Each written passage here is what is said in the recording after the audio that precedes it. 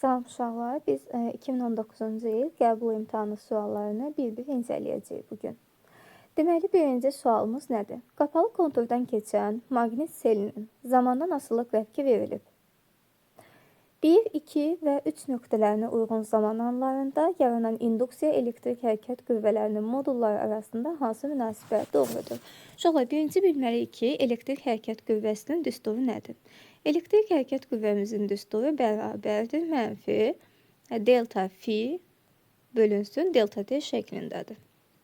Biz bilirik ki, əgər bir kəmiyyətin zamana görə dəyişimini bölürüksə, zamanın dəyişiminə bölürüksə, deməli ondan törəmədə alsaq, bizim digər kəmiyyətə bərabər olacaq.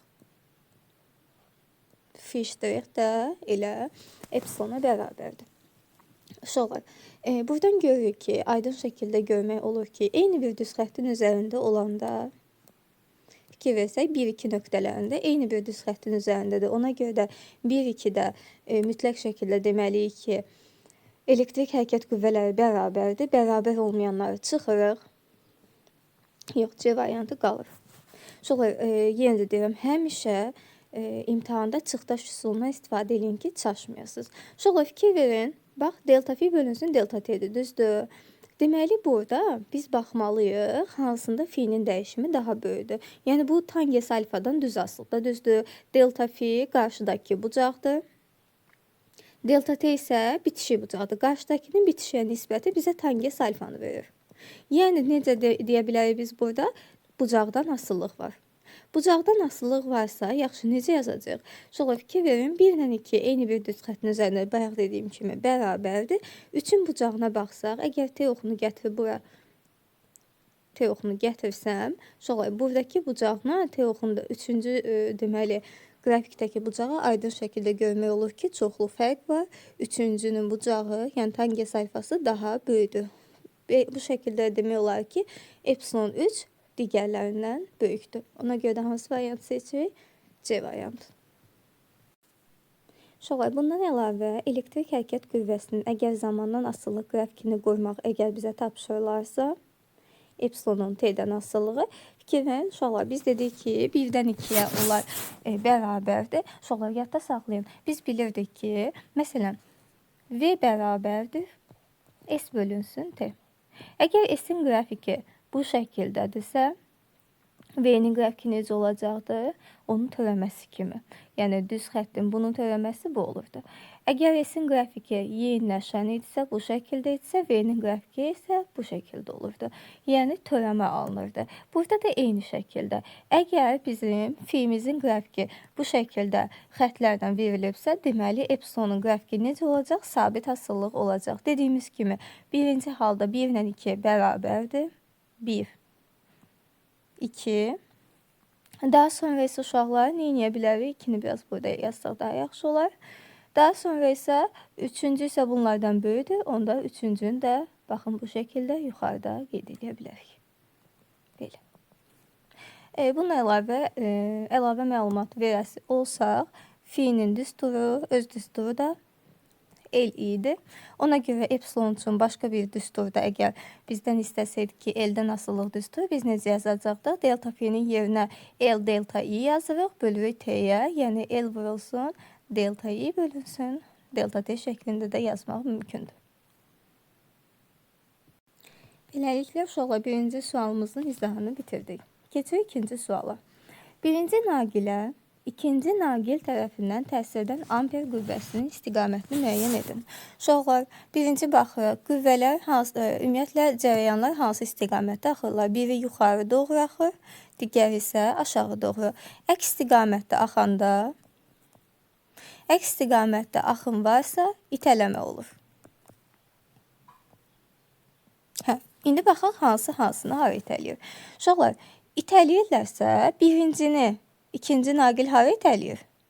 Bu istiqamətdə hər halda ki, cəzb etmə özünə doğru olardı. İtələmə bu istiqamətdədir. Deməli, ikincinin birinciyə təsiri. Əgər birincinin ikinciyə təsiridirsə, ikincinin üzərində göstərməliyik. Birinci ikincini neyniyir? İtələyir.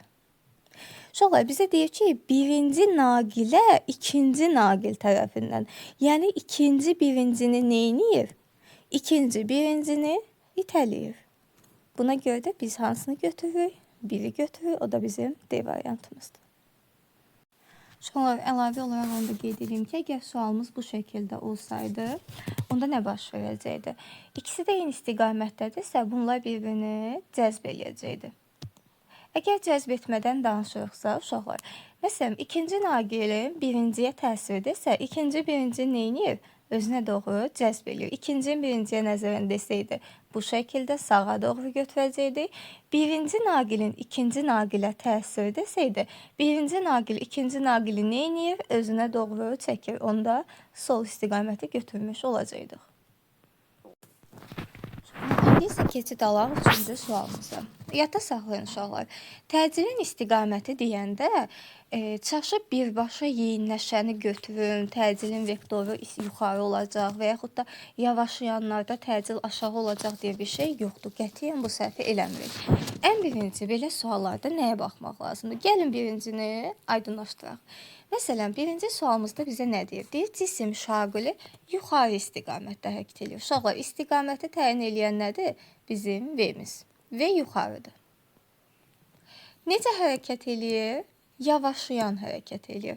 Yavaşlayan hərəkətdirsə, təcil onda V-nin əksinədir. Həqiqətən də təcilimiz aşağı doğru oldu. Deməli, bizə lazım olanlardan biri buymuş. Gəldi ikinci suala. Cisim yuxarı istiqamətdə hərəkət edir. Yenə yuxarıdırsa V-miz yuxarıdır. Deyir, yeyinləşən hərəkət edir. Yeyinləşəndirsə, deməli, təcil də sürət istiqamətindədir.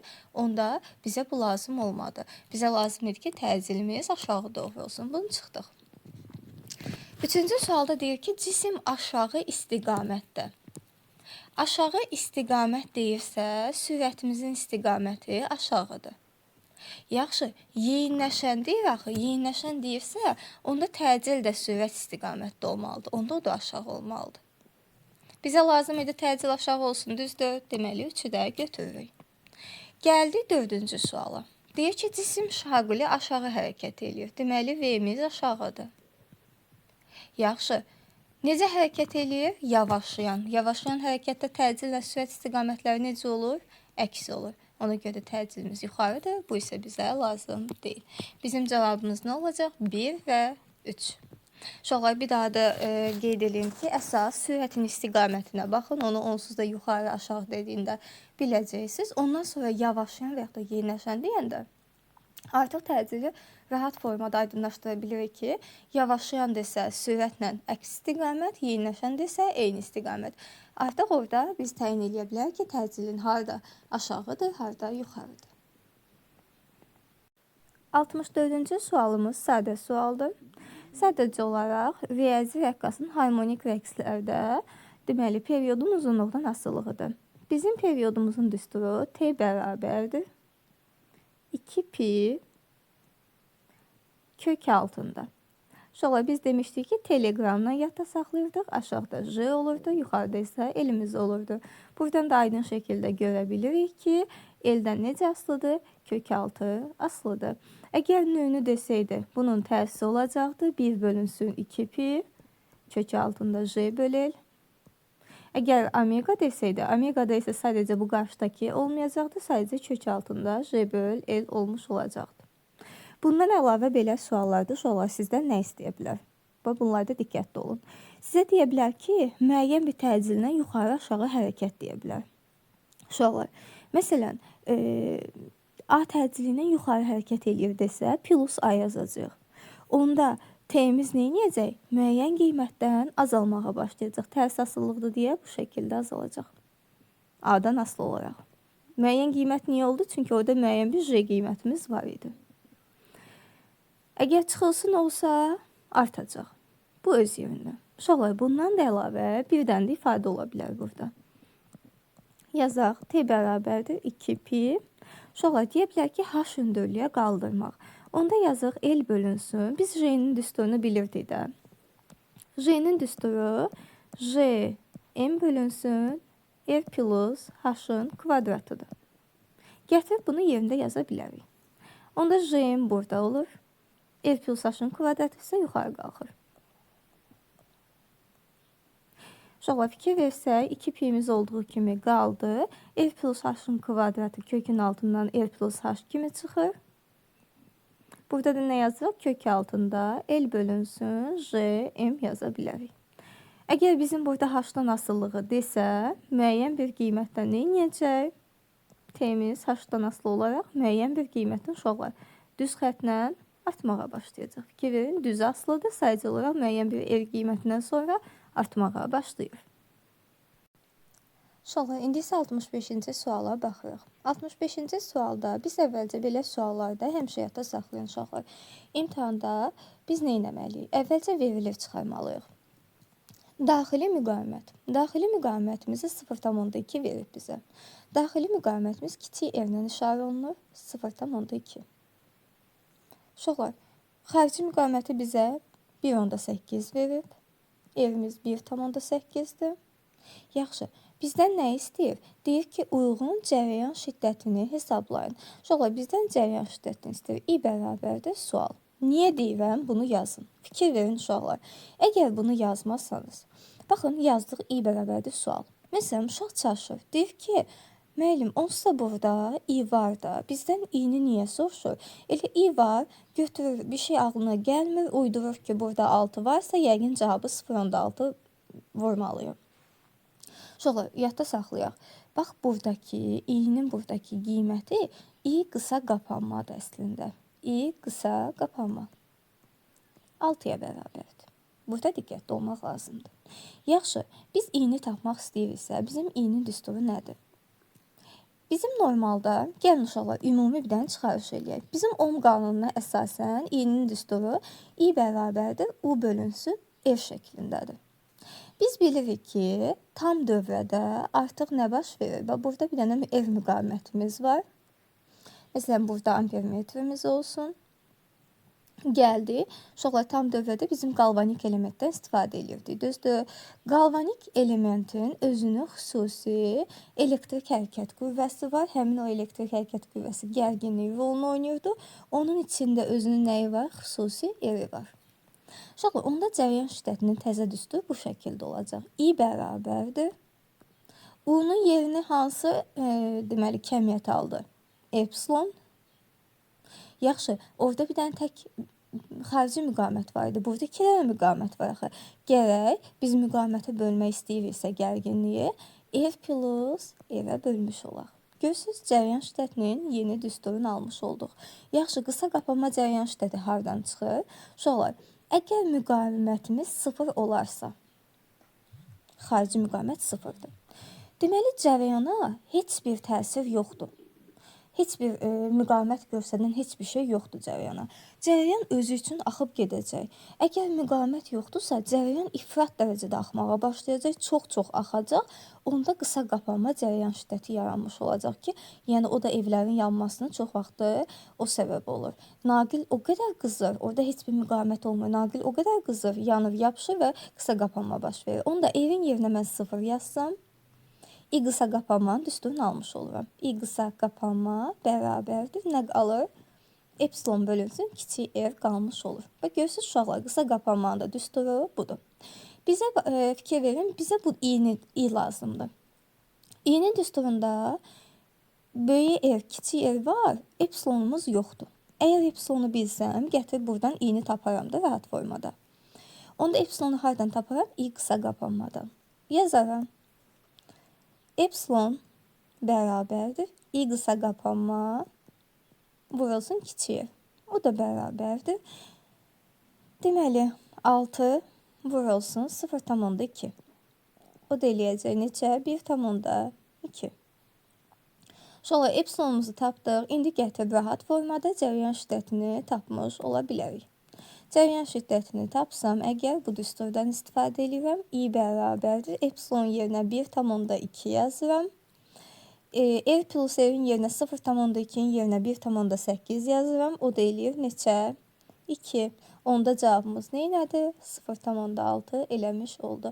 Yəni uşaqlar, bu 0,6-nı indi bayaq dedim 6-nı bölürlər, təsadüfən yazılır. Təsadüfən alınan bir şeydir. Yəni həmişə beləncə alınacaq deyə bir şey yoxdur. Ona görə də əsl yolunu hər dəfə yazmağınız vacibdir.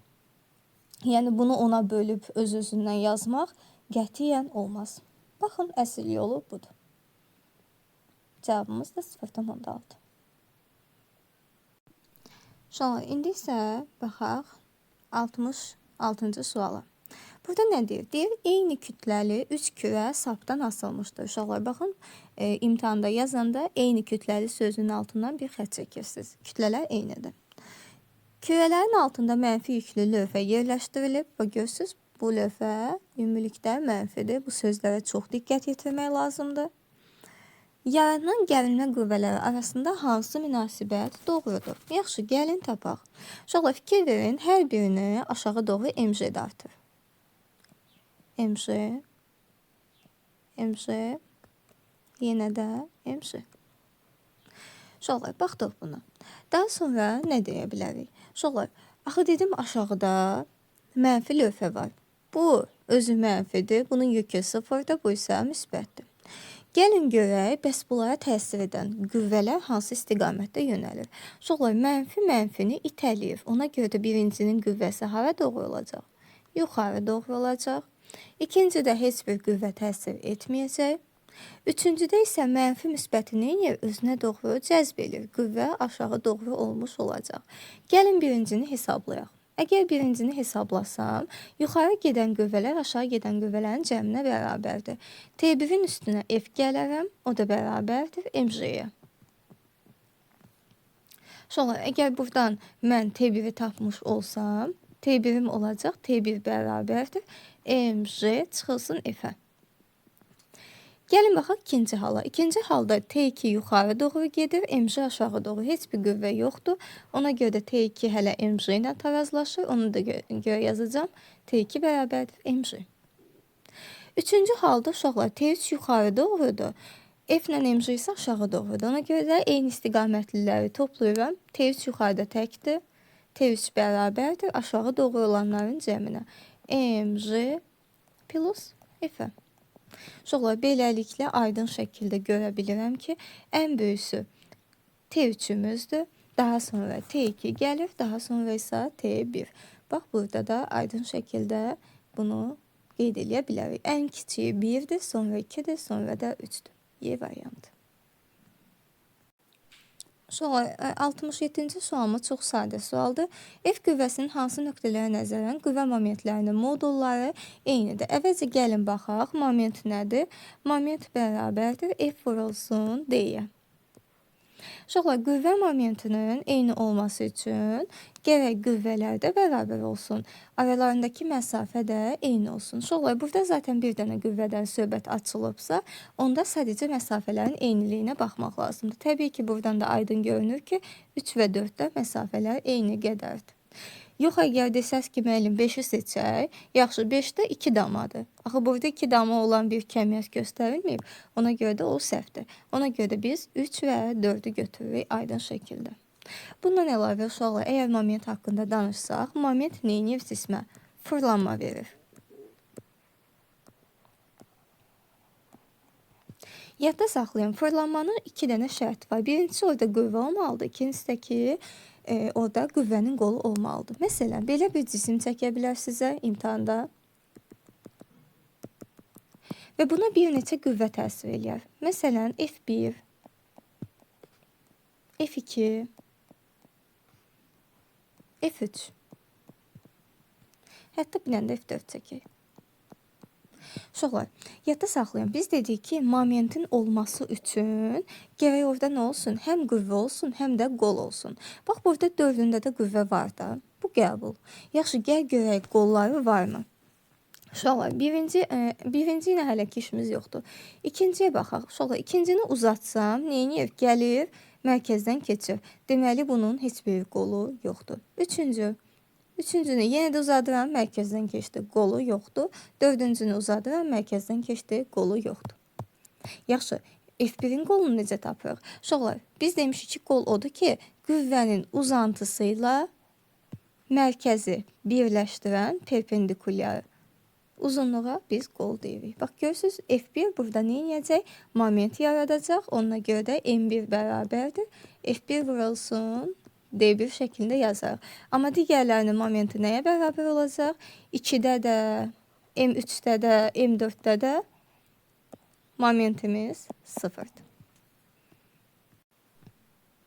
68-ci sualımız da yenə sadə sualdır. Kulon qüvvəsidir. Kulon qüvvəsinin düsturu F bərabərdir. K Q1 Q2 bölünsün F kvadrat. Sonra düsturdan da aydın şəkildə görünür ki, bizim burada deməli evimiz yoxdur. Ona görə də evi tapanda düsturumuz kök altında K Q1 Q2 bölünsün F şəklində olacaq. Yəni nöqtəvi yüklər arasındakı məsafədir. Bundan əlavə uşaqlar burada necə bir sual verə bilər bizə? Məsələn, epsilon desə biz bilirik ki, epsilon həmişə məxrəcdədir. Əgər desə ki, dielektriki çıxartsaq demək o deməkdir ki, bu epsilonu buradan götürürəm. Məxrəc azalır. Məxrəc azalırsa F-imiz artmış olacaq. Amma əgər daxil etsək desə, yəni dielektrik nüfuzluğu məsələn 81 olan mayeyə cismi daxil edirik desə, onda biz nə deyərik? Daxil edəndə məxrəc artdığına görə bizim qüvvəmiz isə azalmış olacaq. Yəni epsilondan tərs asılı, bir də onu da yadda saxlayaq. Sonra gəldik 69-cu suala. Diaqramın hansı hissəsinə uyğun prosesdə verilmiş kütləli ideal qazın gördüyü iş 0-a bərabərdir? Sonra ən əsas bilməlisiniz ki, İş nədən asılıdır? İş həcmdən asılıdır.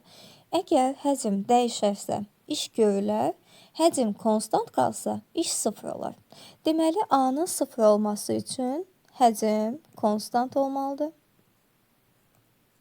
Yox, əgər bizim həcmimiz artsa, işimiz müsbət olacaq.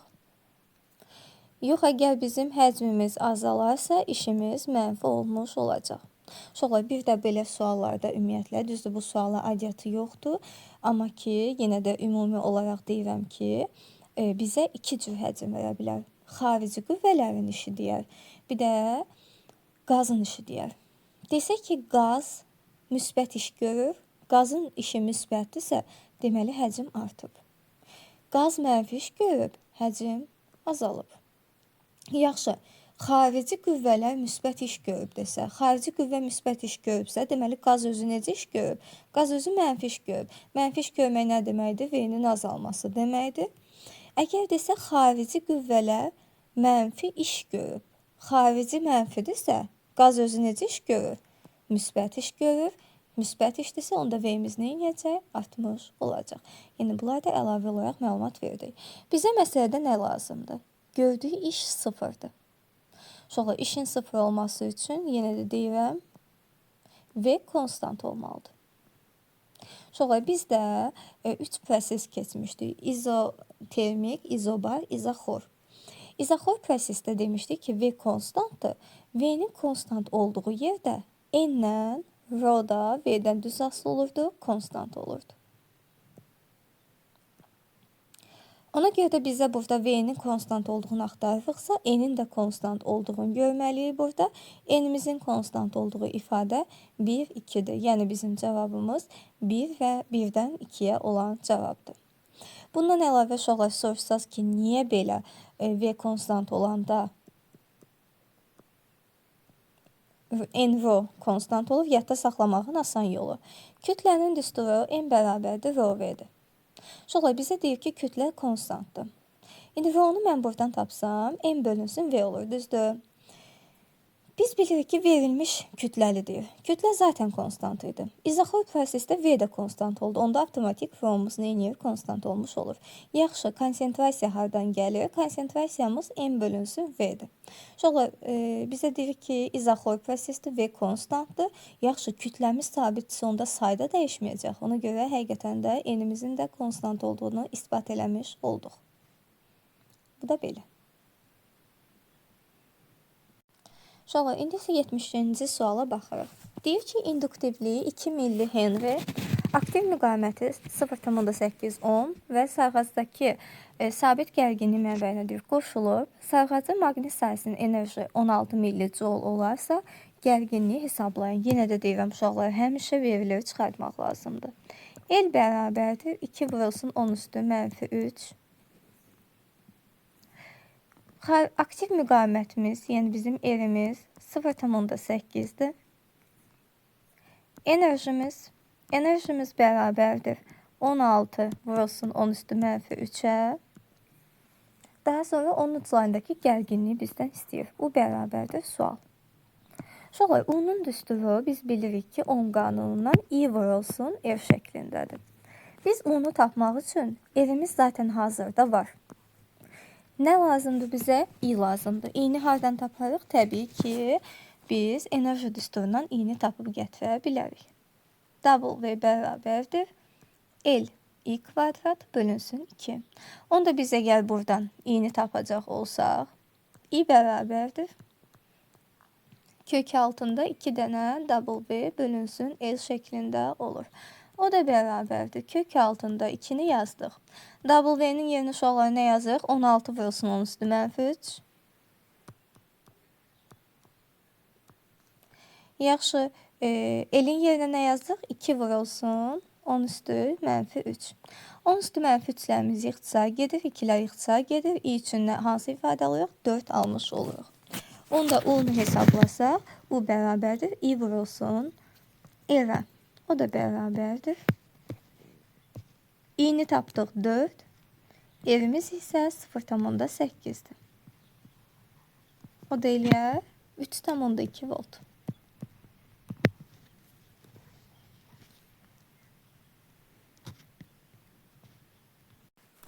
İndi isə baxırıq 71-ci suala.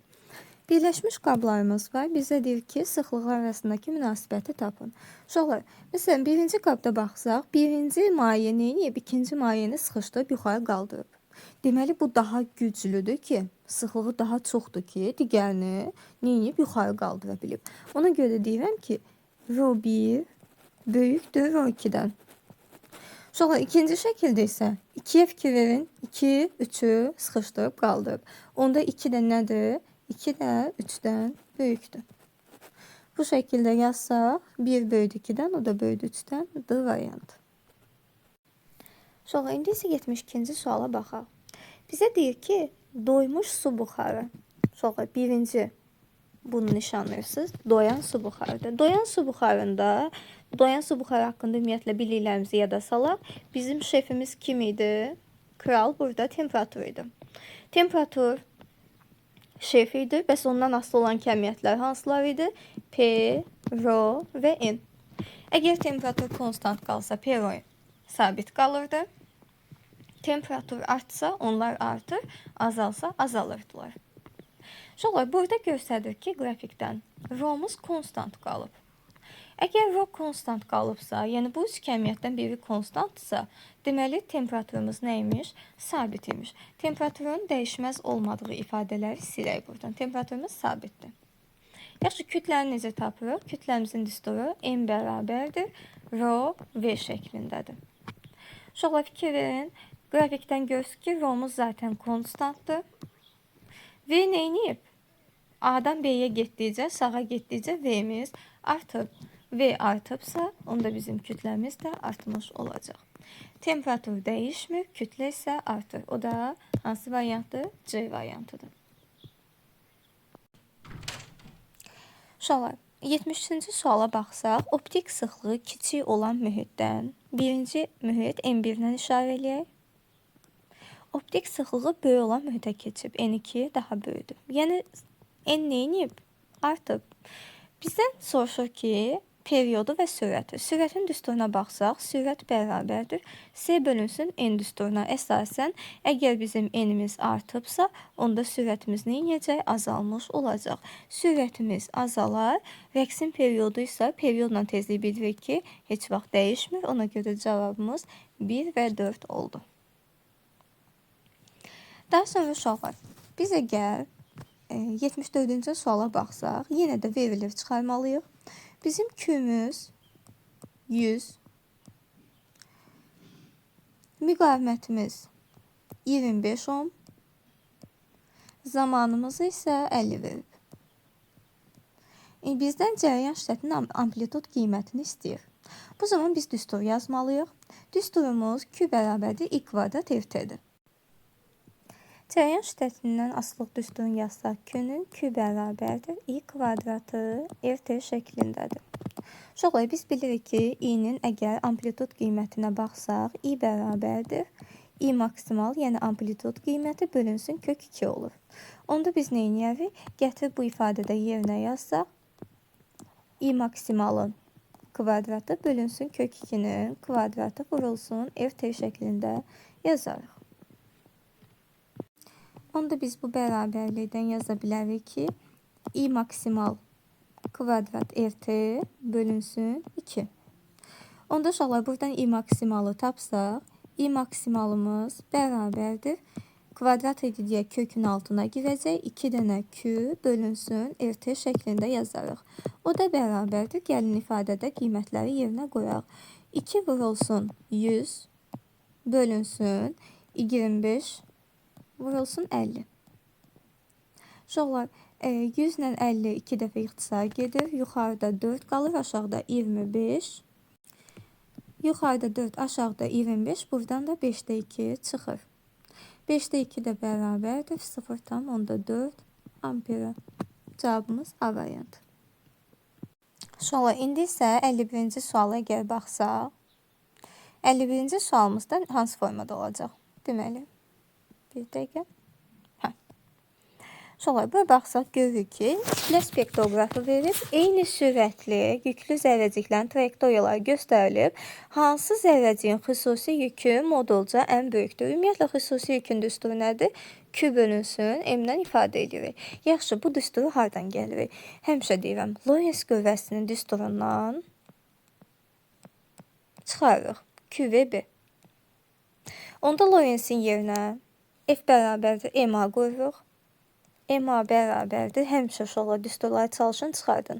Q və B-yə. Onda M vurulsun A-nın yerinə V kvadrat bölünsün R yazsaq, olur yenə Q və B.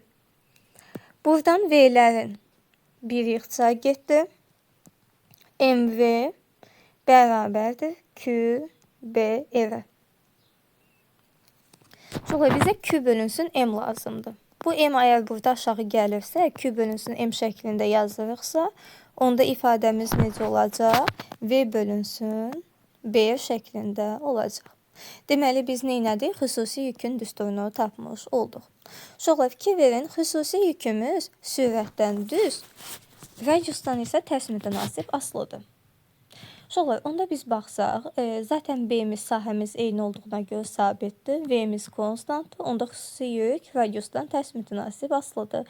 Bizə ən böyüsünü istəyir xüsusi yükün, ona görə də radiusu ən kiçik olanı götürür, yəni 1-i götürmüş oluruq. Uşaqlar, baxaq 76-cı sual. Gray vurulsun kilogram. Gray ümumiyyətlə dozanın vahididir. Dozanın düsturu D bərabərdir. Joule bölünsün. Daha doğrusu joule deyirəm. Üzülü sayın uşaqlar. Enerji bölünsün kütlədir. Onda biz əgər bura baxsaq, dozanın vahidi deməli Gray idi. Bərabərdir. Aşağıda kiloqramımız var idi. Yuxarıda da enerjinin yerinə joule yazırıq. Onda biz deyə bilərik ki, Gray vurulsun kiloqram nəyin vahididir? Joule'un, yəni enerjinin vahididir. Sonra 77-ci suala baxsaq, deyir ki, yaydan asılmış yükün kütləsini 4 kiloqram artırdıqda. Gəlin yuxarıdan yazaq. M1-imiz M qədər idi.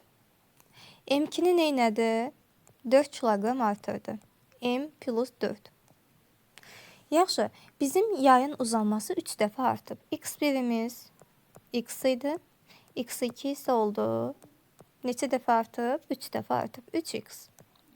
Sonra gəlin əvvəlcə baxaq ki, görək M ilə X necə asılıdır. F bərabərdir KX yazırıq. Mənfi KX. F-in yerinə M, J bərabərdir KX yazarıq. Onda biz buradan düsturda kütləni tapsaq, kütlə bərabərdir KX bölünsün J şəklində olur. Yəni uşaqlar, buradan aydın şəkildə görə bilirik ki, M X-dan necə asılıdır? Düz mütənasib asılıdır. Ona görə gəlin düz mütənasib asılılığı quraq. M1 bölünsün M2 bərabərdir X1 bölünsün X2-yə. Uşaqlar, M1-in yerinə yazaram M. M2-in yerinə yazıram M plus 4. bərabərdir. X1'imiz x qədər idi, x2'miz isə oldu 3x. Buradan ixtisarlarımızı aparsaq, onda biz yaza bilərik rahat formada. Çarpaz vurarıq. 3m bərabərdir m plus 4'ə. Onda 2m'imiz 4'dürsə, m'in başlanğıc qiyməti neçəyə bərabər imiş? 2'yə bərabərdir. Onda bizim cavabımız 2 kiloqram olacaq. Daha sonra uşaqlar 78-ci suala baxsaq, cisim sabit əvəzləyici qüvvə. Bax, bu çox önəmlidir uşaqlar. Bax, düz xətli sözünü görən kimi uşaqlar düz xətli bərabər sürətli düşünürlər. Ən böyük yanlışdır. Sabit əvəzləyici qüvvə deyiriksə, deməli burada qüvvə var, konstantdır, təcil də var. Nədir? Konstantdır. Əsas şərtimiz budur. Uşaqlar, təcillə qüvvə varsa, deməli cisim necə hərəkət edir? Yeyinləşən hərəkət edir. Yeyinləşən hərəkətdə bizim sürətin qrafiki hansı formada olur? Ya x oxu istiqamətdə yeyinləşən olur, ya da x oxunun əksinə. Bizə deyir ki, qüvvənin işi müsbətdir. Qüvvənin işi müsbətdir. Cismin impulsunun proyeksiyasının zamandan asıllığını istəyirsə, təbii ki, hansı hərəkət olacaq? Yeyinləşən hərəkət olmuş olacaq. Bizim yeyinləşən hərəkətimiz də B variantındadır. Əgər digər variantları incələsək, A yavaşlayan hərəkətdir, D düz xətli bərabər sürətli, C də düz xətli bərabər sürətlidir. Uşaqlar, bu düz xətli sözünü yenə də deyirəm, görəndə bərabər sürətli kimi düşünməyin. Düz xətli ola bilər, o hərəkətin istiqamətini göstərir, düz xət.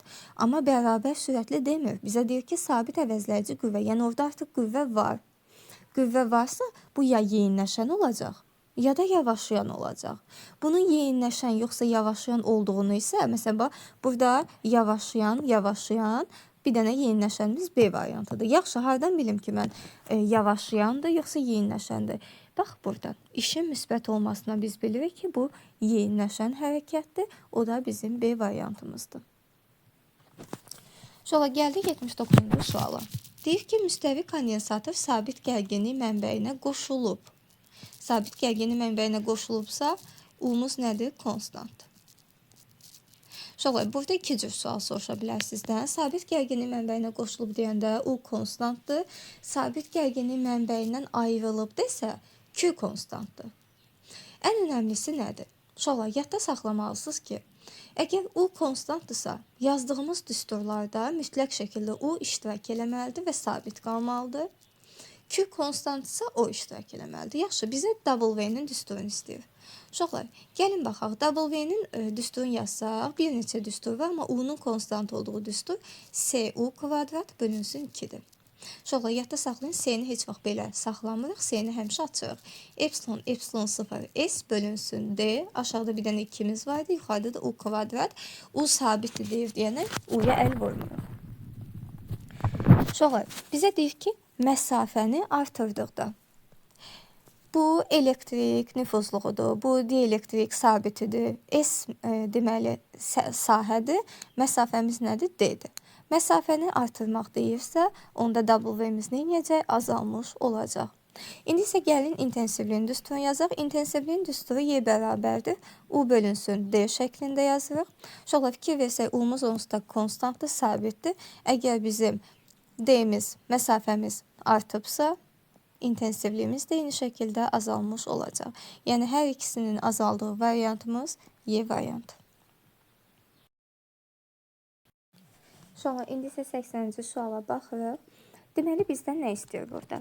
Deyir ki, təsir edən qüvvələrin əvəzləyicisinin proyeksiyasının zaman asıllığına deməli, hansı qrafik uyğundur? Sonra, nəyə baxmalıyıq? Yenə də deyirəm.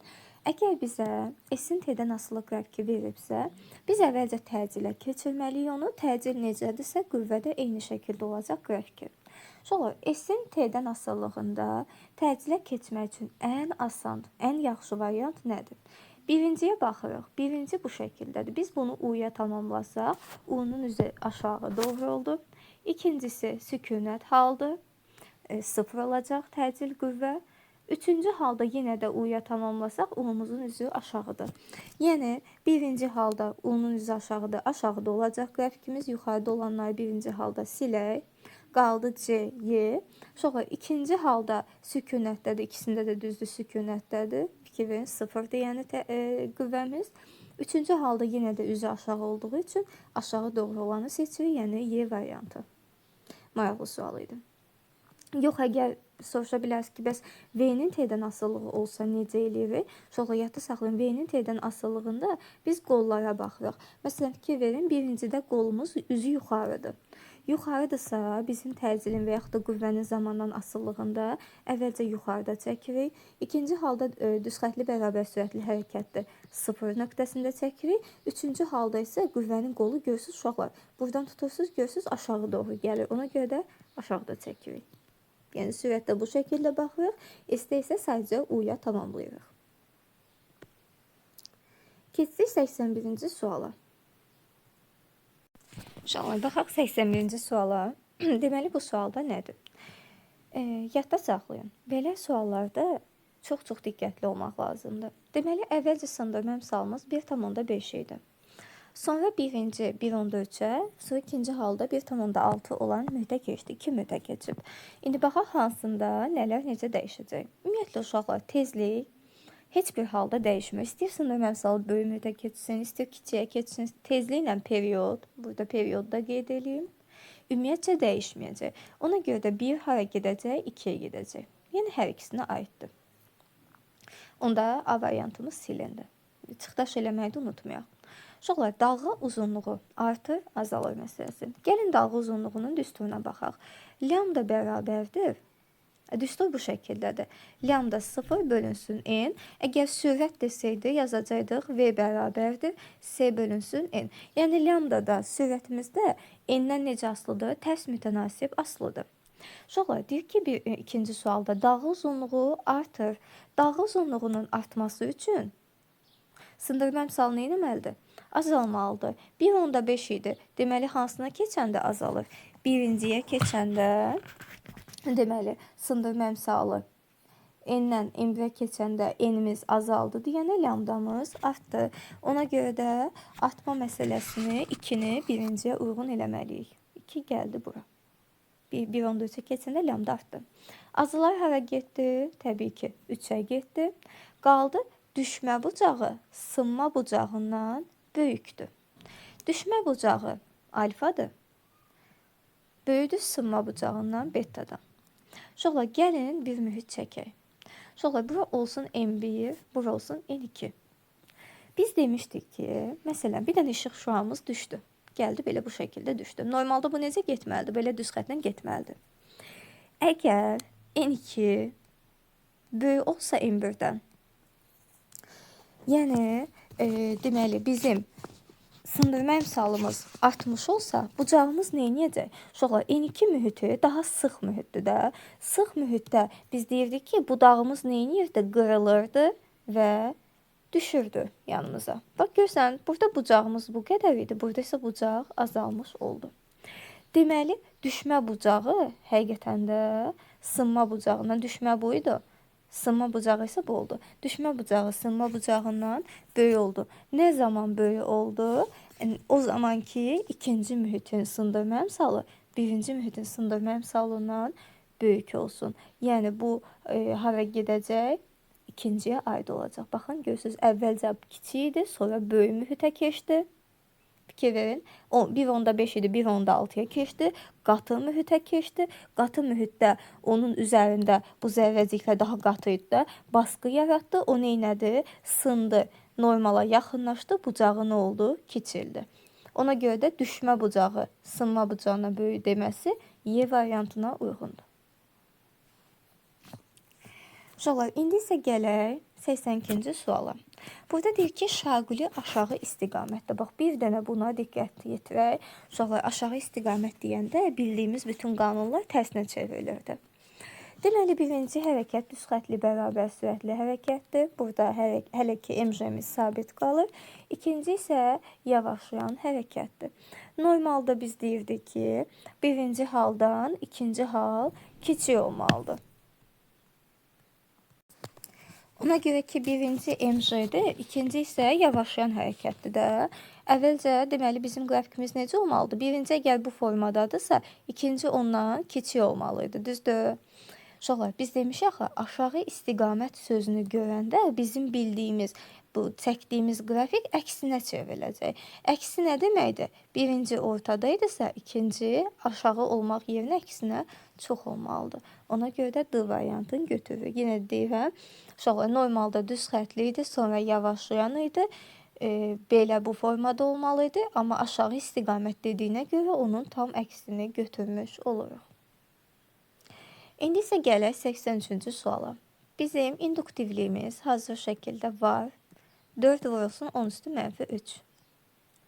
Bizə lazımdır C nöqtəsində kondensatorun elektrik sahəsinin enerjisi W elektrik lazımdır. Şolar. Fikir verin. Baxın, cərəyan şiddətini zamandan asılılığı verib. Sadəcə 2 dənə cərəyan şiddətinə aid deməli qiymət verib. Uşaqlar, bax bu üçümüz I maksimaldır. Bu isə İ'dir. Biz bilirik ki, tam enerji W tam elektriklə maqnitin cəminə bərabərdir. Əgər mən buradan elektriki tapmaq istəsəm, yazaram W elektrik, çünki bizə bu maraqlıdır. Onda yazaram, deməli, W tam çıxılsın W maqnit. Uşaqlar, tam enerjinin düsturu bizə I maksimalı veribsə, düsturumuz sadə şəkildə LI maksimal kvadrat bölünsün 2 olacaq. Maqnit sahəsinin enerjisi isə sadəcə olaraq LI kvadrat bölünsün 2-dir. Onda biz burada rahat şəkildə L bölünsün 2-ni mötərizə xaricinə çıxardarıq. Burada da yazarıq ki, I maksimalın kvadratı çıxılsın I-nin kvadratı. O da bərabərdir. L'imiz 4 vurulsun 10 üstü mənfi 3'dür. Bölürük 2'ye vururuq. Mötərizədə 3'ün kvadratı çıxılsın 1'in kvadratı. 9 çıxılsın 1, o da eləyir 8. Onda ixtisarlarımızı aparsaq, 4 4'ün 16 vurulsun 10 üstü mənfi 3 şəklində yazarıq. Şoğla bizə də cavabı milli joul'la istədiyinə görə elə bu mənfi 3 milli deməkdir. O da bərabərdir 16 milli joule. Bu şəkildə. Yenə də deyim, yadda saxlayın uşaq. Əgər bir qrafikin içərisində 2 dənə cərəyan verilibsə, deməli biri maksimaldır, biri isə adi cərəyandır. Ona görə də biz həm maksimal enerji, həm də ki, maqnit sahəsi və elektrik sahəsinin enerjilərindən istifadə etməliyik. Uşaq, 84-cü suala baxsaq, deməli bizə diametrləri eyni verib. Bunu diqqətə yetirək.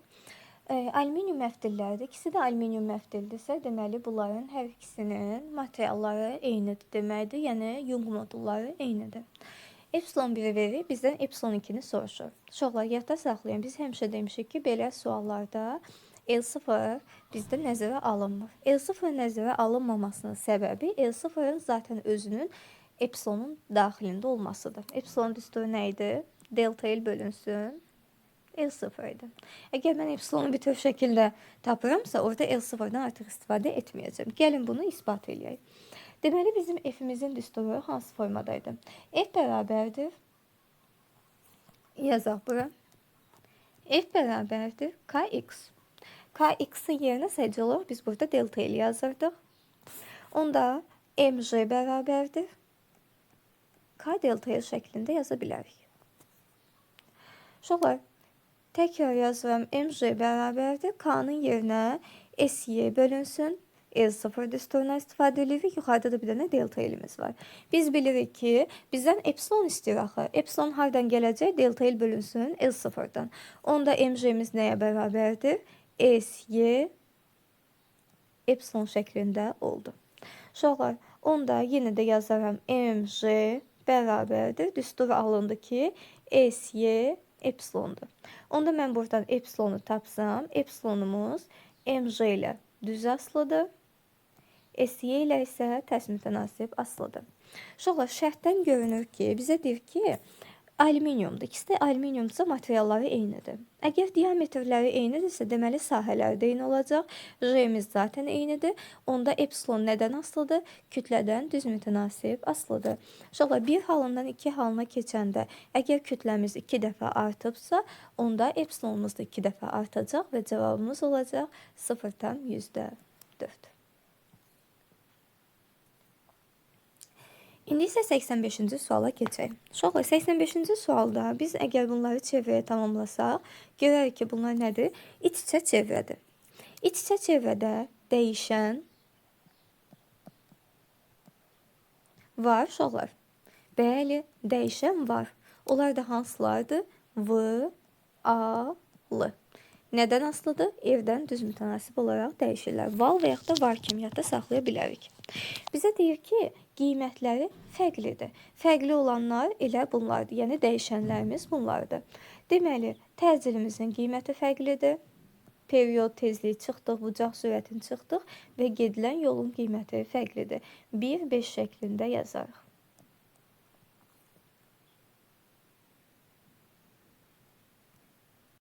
Uşaqlar, 85-ci sualda bizə deyir ki, fotoeffekt zamanı saxlayıcı gərginliyin asılı qrafiki verilib, bizə uyğun gərginliyi hesabla deyir. Onu istəyir voltla. Uşaqlar, biz fotoeffekt qanununu düsturuna yazmalıyıq. Y foton bərabərdir A çıxış plus Y kinetik. Uşaqlar, fotonda bizdən əgər enerjini istəyirsə, foton yerinə YU yazarıq. Bərabərdir A çıxış plus Y kinetik. Uşaqlar, biz bilirik ki, deməli, bizdən burada qiymətləri verib. Qiymətləri hansı formada baxırıq? Uşaqlar, biz əgər kinetik enerjinin yerinə YU yazmışıqsa, onda biz burada necə taparıq? Kinetiki tapanda yazmalıydıq YU bərabərdir. Y foton çıxılsın A çıxış formasında. Uşaqlar, baxaq. Deməli, Y fotonumuz nə qədərdir? Fotonun enerjisini bizə verib 4. Biz də bilirik ki, buradakı minimal və yaxud da A çıxış işinin deməli qiymətidir. Onda yazaram YU bərabərdir. 4 elektron volt qiyməti bu qədərdir. Fotonun qiyməti 4 elektron volt çıxılsın. Çıxış işi də 1 elektron voltdur. Onda YU bərabərdir. Neçəyə? 3 elektron volta. Onda biz buradan elektronları ixtisara aparsaq, U-muz nəyə bərabərdir? 3 volta bərabərdir. O da bərabərdir 3 volt. Yenə də deyirəm, burada sadəcə düstur yazmaq lazımdır. Həmişə kinetik enerjinin yerinə YU və yaxud da MV kvadrat bölünsün 2 yazmaq olar. Çıxış işinin yerinə HN və yaxud da HN minimal yaza bilər. Fotonun yerinə isə sadəcə olaraq HN və yaxud da H lambda bölünsün C, çıxışın da yerinə yenə də HC bölünsün lambda minimal yazmaq mümkündür. Gəldik 87-ci suala. Fotorezistorun üzərinə düşən işığın intensivliyini artırdıqda. Uşaqlar, baxın, sadəcə olaraq buradakı intensivliyi artırmaqdan danışır. Eri dəyişmədik. Yəni, bu bizim yadımızda qalsın. Uşaqlar, yəni rezistor haqqında heç bir şey demədi. Əgər intensivliyi artırıbsa, biz demişdik ki, intensivliyi II, cərəyan şiddəti ilə düz mütənasib asılıdır. Ona görə də A1-imiz nə edəcək? Artmış olacaq. A1 ampermetrinin göstərişi artar. A1 ampermetrin göstərişi artıbsa, onda biz nəyə baxmalıyıq? Mütləq şəkildə. Sonra, əgər A1 ampermetrin göstərişi artıb dedik, onda əgər birincinin cərəyan şiddəti artıbsa, deməli birincinin müqaviməti azalıb. Sonra, gəlin ikinciyə baxaq. Burada müqavimət dəyişməmişdir deyənə, ilkimiz də nə edəcək? Dəyişməyəcək. Amma əgər bir cərəyan şiddətimiz artıbsa, deməli ümumi cərəyan şiddətimiz də nə etməlidir? Artmış olmalıdır. Gəlin baxaq. Deməli, artara A1 ampermetrin göstərişi, bir də A ampermetrinin göstərişi aid olacaq C variantı. Çünki uşaqlar biz bilirik ki, buradan gələn iki cərəyanın cəmi buradakı cərəyan buradan keçir. Ona görə də əgər gələn cərəyanlardan biri dəyişməyib, biri artıbsa, yenə də ümumi qiymətimiz, I ümumimiz artmış olur. Çünki I ümumi bərabərdir I1 plus I2-yə. Uşaqlar, I1-imiz artıb, I2 isə dəyişməyib. Onda I-miz də artmış olacaq. Həqiqətən isbat elədik ki, A ampermetrin göstərişi deməli artacaq, A1 də artacaq. Azalan hansı olacaq? Uşaqlar, azalan biz dedik ki, fotorezistorun müqaviməti, cərəyan şiddəti artıbsa müqavimətimiz azalacaq, yəni Y bura aid olacaq. Yaxşı, A2 ampermetrimizin göstərişi biz dedik ki, müqavimət dəyişmədiyinə görə A2 ampermetrin göstərişi dəyişməyəcək. B Bir də təbii ki, ev rezistor müqaviməti də dəyişməyəcək. D də bura aiddir. Sonra indi isə situasiyaya baxaq. Deyək ki, müəllim ideal qaz qanunlarını nümayiş etdirmək üçün içərisində bir atomlu qaz olan 3 desimetr kub həcmli hermetik qapalı deməli qabı manometrlə birləşdirdi. Bax uşaqlar, bu söz önəmlidir. Hermetik qapalı qab demək o deməkdir ki, bizdə bu qab elə bir ki, ağzı bağlıdır, kip bağlanıb, yəni burada həcm dəyişə bilməz. Bax, ən önəmli şərtimiz budur. Konstant. Qazı soyutduqda temperaturumuz azalır. Deyək ki, manometrin göstərişi 40 paskal azaldı. Deməli, P2 bərabərdir. Birinci haldan P çıxılsın 40 kilopaskal. Azaldı. İndi baxaq bizdən nə istəyir? Deyək ki, qaz üzərində hansı proses baş vermişdir? Şola biz bilirik ki, V konstant olanda biz deyirik ki, izoxor prosesdir. İzoxor proses baş verib. Uyğun qaz qanunlarından istifadə edərək manometrin göstərişinin azalmasının səbəbini izah edin. Yaxşı, izah eləyək. Şola, izoxor proses biz bilirdik ki, biz dedik ki, həcmin dəyişməməsidir. Həcmlə söhbət gedirsə, biz bunu şara oxşatmışdıq. Deyirdik ki, hansı qanundur? Şarl qanunu. Şola, isbatı belə edirsiniz. Şarl qanununa əsasən V konstant olur. V-nin konstant olduğu yerdə deməli biz deyirdik ki, temperaturla T ilə P düz mütənasib asılı olur. Onu da yazaram. T1 bölünsün T2 bərabərdir. P1 bölünsün P2 şəklində də yaza bilərik. Deməli, həqiqətən də biz qanundan istifadə edirik, deyirik ki, T ilə P düz mütənasib asılı olduğuna görə, temperatur məhz azaldığına görə manometrin də göstərişi o səbəbdən azaldı ki, manometr orada təzyiqi ölçürdü, temperatur azalanda avtomatik olaraq bizim təzyiqimiz də azalmış olur. Daha sonra keçirik 89-cu suala. Qazın başlanğıc halından A nöqtəsi ilə təsvir olunduğunu bilərək, qazın halının dəyişməsi qrafikini daxili enerjinin sıxlıqdan asılılıq diaqramında çəkin. Daxili enerjinin sıxlıqdan asılılığı. Uşaqlar, biz bilirik ki, əgər V konstant olsa, V-nin dostları kim idi? Rho-la N idi. Bunlar da konstant olurdu. Deməli, konstant olmalıdır. Rho-muz. Yaxşı, bizim U-muz nədən asılıdır? U temperaturdan asılıdır. Əgər temperatur azalıbsa, U azalacaq, artıbsa artacaq. Biz bayaq dedik ki, temperaturumuz azalıb, ona görə U-nun azaldığı ifadəni yazırıq. Daha sonra bizə deyir ki, eksperiment zamanı daxili enerji neçə joule azaldığını hesablayın. Gəlin hesablayaq. Daxili enerjinin dəyişimini istəyir bizdən. Delta U bərabərdir. 2-də 3 V delta P. Niyə V delta P yazdım? Çünki V'miz konstant qalıb, P'miz isə dəyişib. 2-də 3'ümüzü yazdık burada. Bur olsun. V'miz 3 vermişti bizə. 3 desimetr kub. Onu yazdıq. Desimetr kubu metr kuba çeviririk. -3'ü yazdık burada. Bur olsun. Yaxşı, bizim həcmimizin dəyişimi, üzrlü sayın. Təzyiqin dəyişimi nə qədərdir? 40 kilopaskal azalıbsa, deməli 40 kilopaskal dəyişib. Onda vurarıq 40 kilonun da yerinə 10 üstü müsbət 3 yazıram. Onda ixtisarlarımızı aparaq. Bunlar ixtisar gedəcək. 2 ilə 40 ixtisar gedir. Yuxarıda 20 qalır. 3 üçün 9. 9'u da 20'ye vuranda 180 joule eləmiş olur. Beləliklə, uşaqlar, bütün sualları biz burada bitirmiş olduq. İzahda mütləq şəkildə diqqətli olun. Bütün deməli, hər bir sualın ətrafında bir mövzunu demək olar ki, azdan çoxdan təkrar eləməyə çalışdıq. İnşallah ki, sizə də xeyirli olmuş olar.